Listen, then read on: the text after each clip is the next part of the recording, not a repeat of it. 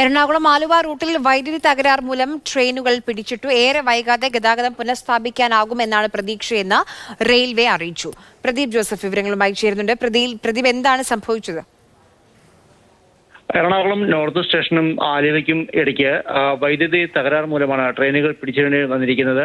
ദീർഘദൂര ഹ്രസ്വദൂര ട്രെയിനുകൾ പിടിച്ചിട്ടിട്ടുണ്ട്. പ്രത്യേകിച്ച് തിരുവനന്തപുരം കണ്ണൂർ ജനശതാബ്ദി എക്സ്പ്രസ്, നിലമ്പൂർ കോട്ടയം പാസഞ്ചർ, അതുപോലെ തന്നെ എറണാകുളത്ത് നിന്ന് ഗുരുവായൂരിലേക്കുള്ള പാസഞ്ചർ, അങ്ങനെ വിവിധ ട്രെയിനുകളാണ് വിവിധയിടങ്ങളിലായി പിടിച്ചിട്ടിരിക്കുന്നത്. എറണാകുളം നോർത്ത് സ്റ്റേഷന് സമീപം ട്രെയിനുകൾ പിടിച്ചിട്ടിട്ടുണ്ട്. കൂടാതെ കളമശ്ശേരി, ഇടപ്പള്ളി സ്റ്റേഷനുകളിലും ട്രെയിനുകൾ പിടിച്ചിട്ടുണ്ട്.